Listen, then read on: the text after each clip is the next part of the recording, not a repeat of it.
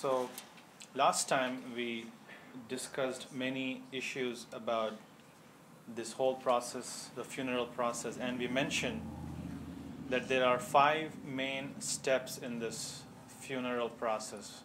What are those 5 things? Quickly, anybody remembers? First thing is the washing. Second, shrouding. Third one is following. And fourth and fifth is what we have to do. Fourth is the praying at the actual salah, the Salatul Janazah. And the fifth one is the burial process. So we covered the first 3. Now we move to the new chapter, which is about the fourth one, Janazah prayer. Before we go into how we pray this Janazah prayer, there are many rules associated with it that we need to learn first. And then inshallah we'll talk how to pray. And this is not like the regular salah. There are different rulings. Like you see this person like standing and making taslim. That's as you might know already. So there are different rulings. We will cover all of those inshallah. The first, all those 5 things that I mentioned, they are for the kifaya. And this is one of them. So, but the thing is, first issue that we see here is that can women pray this Janazah prayer? Women can also pray Janazah prayer. That is fine. And in masajids they can pray. But there are some restrictions. Actually, when we say Farda Kifaya, it encompasses the entire community. It encompasses men and women. So if you look from a technical point of view, if no men perform this prayer, and if only women perform, then it is Kifaya is met. The entire community is, it will be taken care of.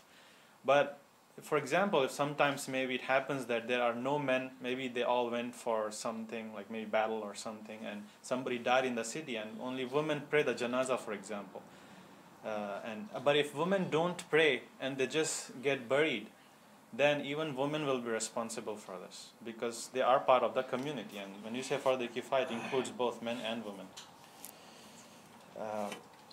And so this applies to Muslims. This prayer. We'll go into some aspects in the next slide, whom we should pray, whom we should not pray over. But this is basically performed on every deceased Muslim. And this Janazah prayer is an honor for the deceased person. And why is it? Because when you pray such salah, you're basically respecting that person. You are taking your time out, giving importance to that person. That's how you honor them.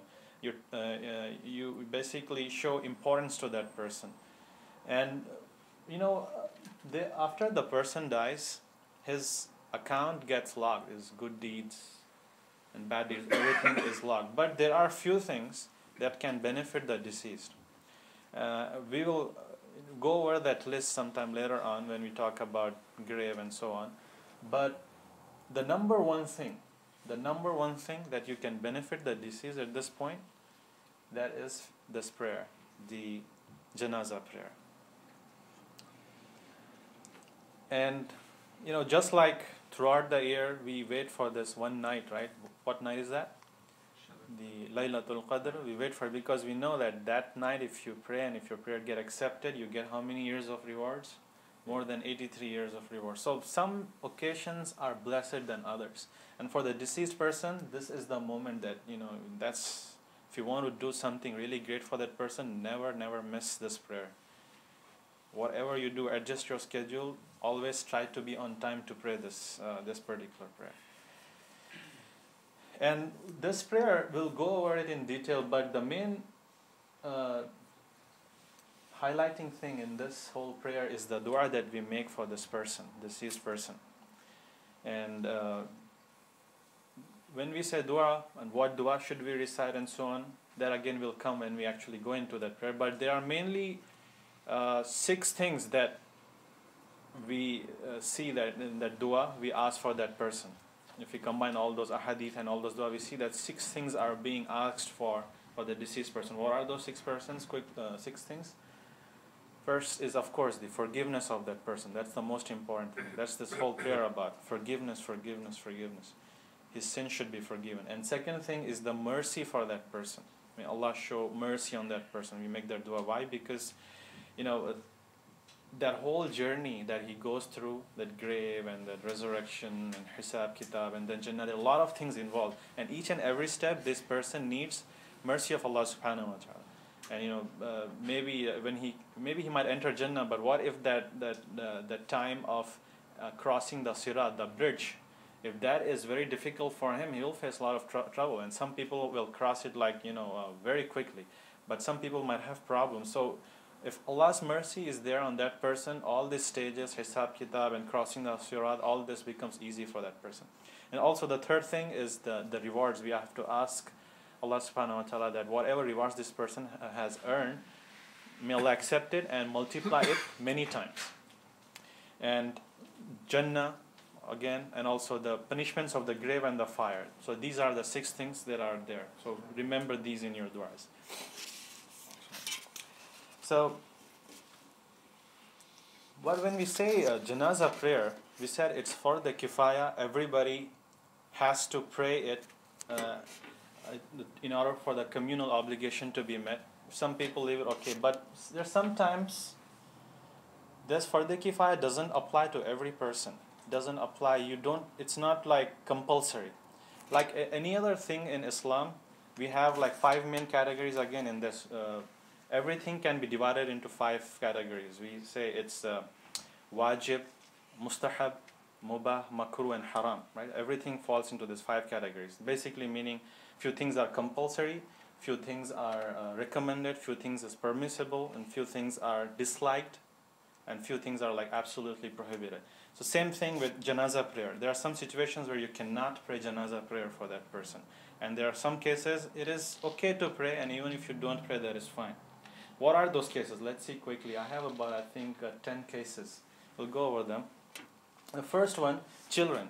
If a child dies, do we have to pray for does janazah prayer for that person? So when we say child, what does it mean? A child, Islamically, any person who has not reached the age of puberty is a child. Now, don't follow the definition of this country or anywhere. Here they consider everybody under 18 as child. No, that's not the definition. If a child reaches puberty in 9 or 10 years, they are adults. They are no longer children. People are either children or adults. There's no teenage or anything like that in Islam. We give more of maturity quickly to them. They don't have those teenage years. So anyways, so if a child dies before reaching the age of puberty, then janazah prayer is not obligatory. There's no further kifaya. You can pray. You want to pray, that's fine. It's permissible. It's voluntary, basically. So if nobody prays, that's fine. What is the evidence for it? How can we say that it's not for the kifaya? The evidence that we have is from Prophet Muhammad sallallahu alaihi wasallam. He had a son. What was his name? Ibrahim. And at what age did he die? 4. In one narration it said 1.5 years, 18 months. So he died in that age. So when he died, he did not pray janazah over him. And why is it? Why do we don't pray? Because all Muslim children go into Jannah. They are not accountable, right? So they go into Jannah. But when we pray janazah prayer, what should we ask? There's no sense. Why should we ask for forgiveness? So there is a separate dua. When we pray janazah for such children, there's a separate dua. Basically, in that dua, we pray for the parents actually too, that Allah make it easy for them, have mercy and so on. So that is the dua. We'll go over that inshallah.